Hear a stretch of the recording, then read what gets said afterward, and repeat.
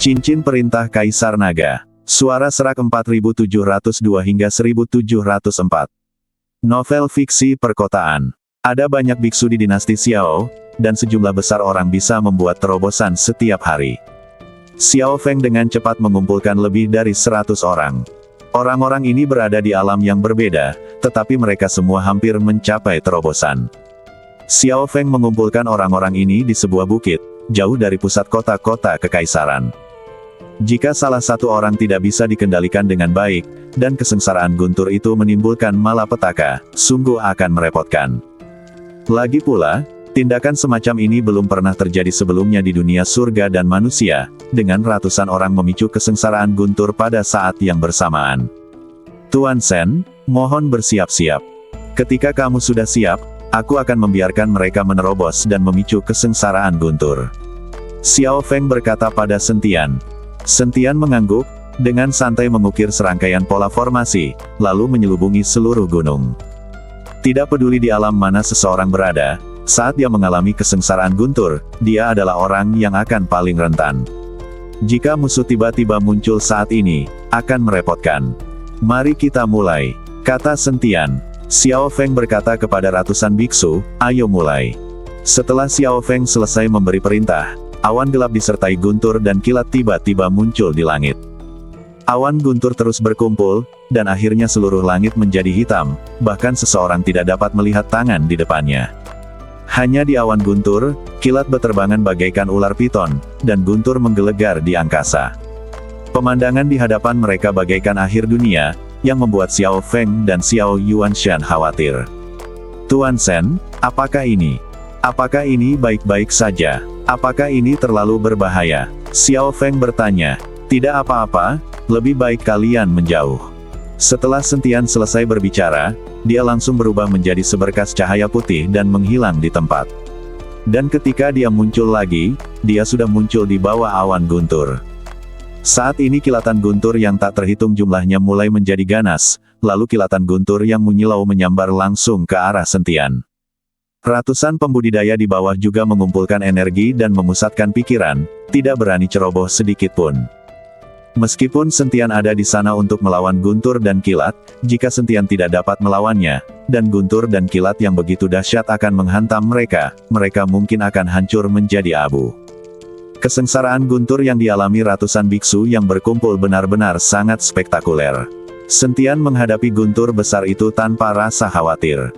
Dan kesengsaraan guntur orang-orang ini jauh lebih lemah daripada kesengsaraan guntur Sentian sendiri. Ruang asli dalam tubuh Sentian terbuka, dan bintang-bintang asal-muasal guntur dan kilat bersinar dengan cahaya yang menyilaukan. Sebuah kekuatan guntur dan kilat yang dahsyat meleduk dari badannya. Saat asal-muasal guntur dan kilat menyebar, Sentian merasakan tubuhnya perlahan mulai berubah.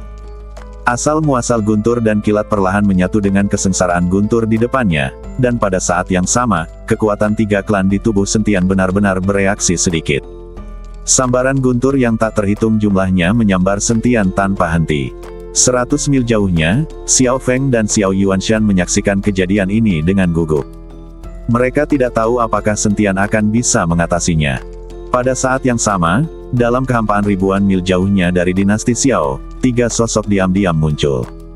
Tatapan mereka menembus lapisan awan dan kabut, menatap langsung ke dinasti Xiao yang jauh, wajah mereka dipenuhi dengan kegembiraan yang sulit untuk diungkapkan. Pemimpinnya adalah seorang pria tampan yang mengenakan jubah brokat indah yang disulam dengan pola naga dan phoenix yang rumit, menonjolkan status bangsawannya. Dia memiliki wajah yang tampan, mata yang cerah, dan senyum jenaka di bibirnya, seolah-olah segalanya berada di bawah kendalinya. Di sebelah kirinya ada seorang pria kekar memegang palu meteor besar. Palu meteor yang beratnya 10.000 pon, dililit beberapa rantai, berkilau dengan cahaya dingin, seakan-akan dapat dengan mudah merobek ruang.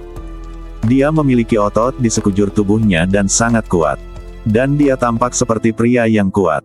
Di sebelah kanannya ada seorang pria kurus dengan mata tajam, memegang tombak merah menyala.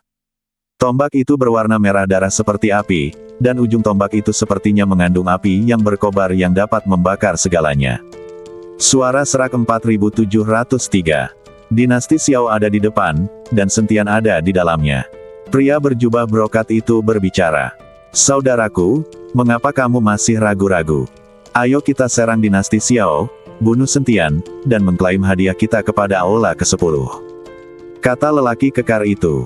Orang-orang ini semuanya adalah kekuatan tersembunyi dari dunia surga dan manusia. Masing-masing dari mereka luar biasa dan telah mencapai puncak alam Mahayana tingkat ke-9.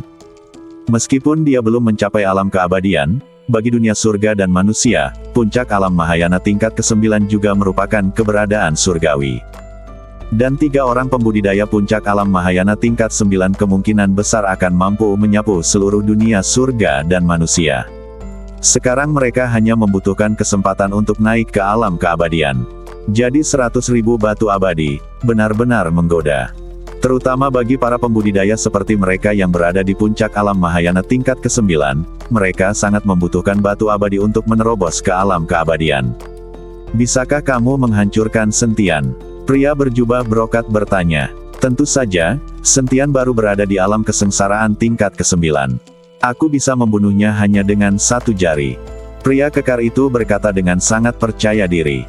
Pria berjubah brokat itu tersenyum dan berkata, karena kamu bisa membunuh Sentian hanya dengan 1 jari, mengapa orang-orang dari Aula ke-10 mengeluarkan 100.000 batu spiritual abadi untuk membunuhnya?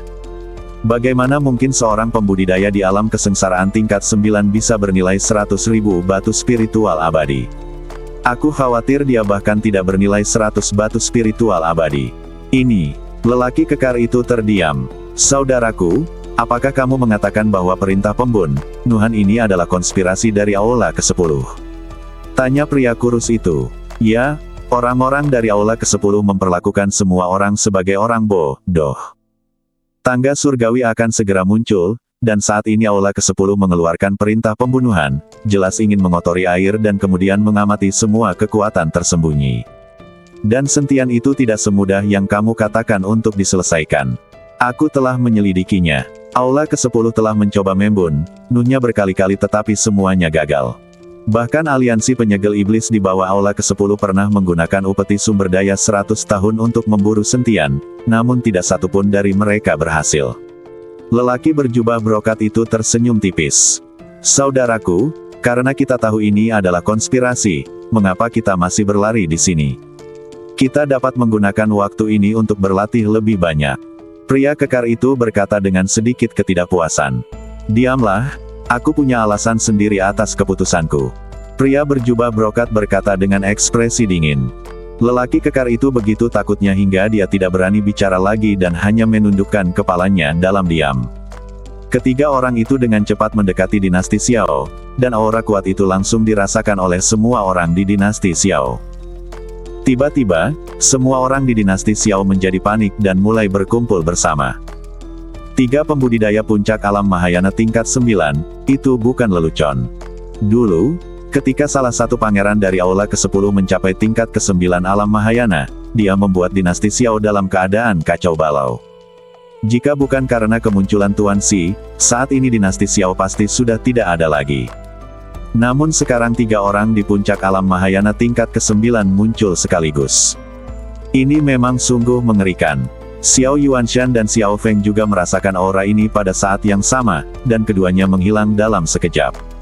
Dan ketika mereka muncul, mereka sudah berdiri di depan ketiga orang itu. Xiao Yuanshan melirik mereka bertiga, lalu melangkah maju dan membungkuk sedikit. Berkata, aku Xiao Yuanshan dari dinasti Xiao. Aku ingin tahu dari mana kalian bertiga berasal. Pria berjubah brokat itu melangkah maju dan menjawab dengan sopan.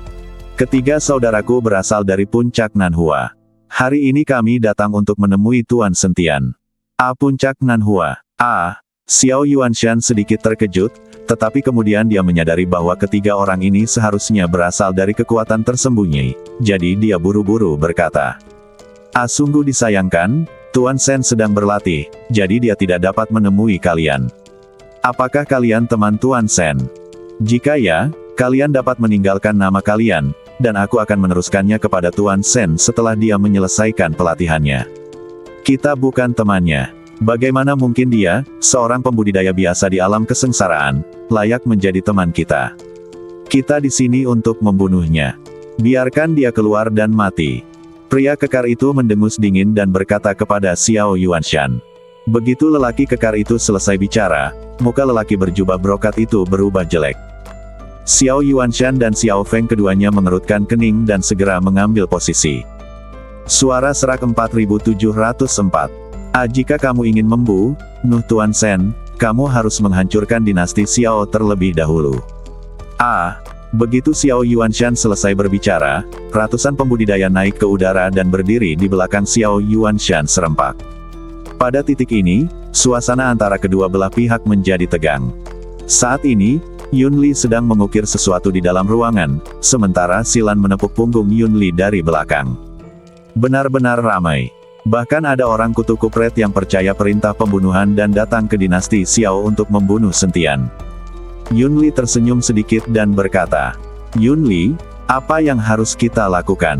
Apakah kamu akan membantu? Aku khawatir dinasti Xiao tidak dapat menghentikan orang-orang yang datang." Silan bertanya, "Jangan khawatir. Aku sudah dianggap mati sekarang, dan orang mati tidak peduli dengan apapun."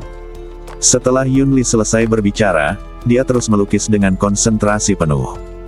Di udara di atas istana Kaisar Xiao, lelaki berjubah brokat itu tersenyum dan berkata kepada Xiao Yuanshan, "Kaisar Xiao, jangan salah paham. Saudaraku tidak pandai bicara. Kami tidak punya niat jahat. Kami hanya datang ke sini untuk bertemu Tuan Sen. Aku sudah bilang kalau Tuan Sen sedang berlatih dan tidak punya waktu." Xiao Yuanshan berkata dengan suara dingin. Sekarang setelah dia mengetahui niat pihak lain, Xiao Yuanshan tidak lagi menunjukkan ekspresi bagus. Pria berjubah brokat itu tersenyum dan berkata, "Tidak apa-apa. Kita akan menunggu Tuan Sen keluar dari pengasingannya. Tolong Kaisar Xiao memberitahu saat waktunya tiba." Setelah berkata demikian, lelaki berjubah brokat itu melambaikan tangannya, dan ketiga lelaki itu pun mundur ke belakang, menjauhi dinasti Xiao. Melihat ini, Xiao Yuanshan pun memimpin anak buahnya kembali ke dinasti Xiao. Melihat Xiao Yuanshan memimpin anak buahnya kembali ke kota kekaisaran, lelaki kekar itu berkata dengan nada tidak puas, "Saudaraku, dengan kekuatan dinasti Xiao, kita..." Diam kau, dasar kutu kupret." Pria berjubah brokat itu tidak menunggu pria kekar itu selesai berbicara dan berteriak keras, berharap dia bisa menamparkan pria itu 2 kali. Lelaki kurus di samping juga berkata, "Apakah seekor keledai menendang otakmu? Aku belum pernah melihat orang sebodoh dirimu." Mendengar hal itu, lelaki kekar itu langsung marah dan berteriak, "Tidak apa-apa jika kamu memarahiku, tapi kamu pikir kamu ini siapa? Aku adalah adik keduamu, begitukah caramu berbicara padaku?" Pria kurus itu juga melotot dan berkata, "Memang kenapa jika kamu adalah adik keduaku? Kamu sungguh tidak punya pemikiran, lebih baik kamu jangan banyak berbicara. Tidakkah kamu memikirkannya? Kekuatan dinasti Xiao hanyalah seekor semut di depan kita. Dan Xiao Yuanshan juga bukan tandingan kita, mengapa dia sepertinya tidak takut sama sekali, dan bahkan bertindak seolah-olah dia siap bertarung sampai mati. Itu karena dia kutu kupret. Dia tidak tahu kekuatan kita bertiga." Pria kekar itu menjelaskan, "Omong kosong, kita bertiga sama sekali tidak menyembunyikan aura kita, jadi bagaimana mungkin Xiao Yuanshan tidak tahu? Jika dia tidak tahu, bagaimana mungkin dia berani menghentikan kita secara langsung? Lalu mengapa Xiao Yuanshan sama sekali tidak takut pada kita adalah karena ada seorang master yang mendukung dinasti Xiao, dasar kutu kupret." Pria kurus itu mengumpat dengan marah. "Dasar kutu kupret." Lelaki kekar itu menjadi gelisah dan hendak bertindak. "Baiklah." Pria berjubah brokat itu berkata dengan dingin, menghentikan kedua orang itu dari berdebat, dan kemudian berkata, "Saudara ketiga benar. Aula ke-10 mengirim orang untuk menyerang dinasti Xiao, tetapi mereka semua kembali dengan kekalahan. Ini membuktikan bahwa ada seorang master di belakang dinasti Xiao. Aku juga mendengar bahwa Luota dari Aula ke-10 terbunuh seketika dan kemudian dihidupkan kembali. Bagaimana mungkin seorang pembudidaya biasa melakukan ini? Apa dia bisa dihidupkan kembali?" kata lelaki kekar itu dengan tidak percaya. "Aku baru saja mendengarnya. Aula ke-10 tidak akan mengeluarkan 100.000 batu spiritual abadi tanpa alasan dan membiarkan orang lain melakukan sesuatu yang sangat mudah dilakukan. Kita tidak boleh lengah, apalagi saat tangga surgawi sudah mau muncul, kita harus lebih waspada lagi," kata lelaki berjubah brokat. Pria kekar itu mengerutkan kening dan berkata, "Saudaraku, meskipun itu benar, kamu juga harus tahu bahwa kekayaan dan kehormatan bisa dicari dalam bahaya. Jika kamu begitu berhati-hati, kita bahkan tidak akan mendapatkan sisanya saat itu, dan pasti akan ada orang lain yang akan datang mencari sentian itu. Jika ada orang lain yang mencarinya, kami akan memberikannya kepada mereka." Kamu pasti pernah mendengar cerita tentang nelayan yang mendapat untung dari pertengkaran antara burung dan kerang, bukan? Lelaki berjubah brokat berkata kepada lelaki kekar itu, "Aku mendengarnya, aku pernah mendengarnya, aku mengerti sepenuhnya." Pria kekar itu mengangguk berulang kali. Bersambung.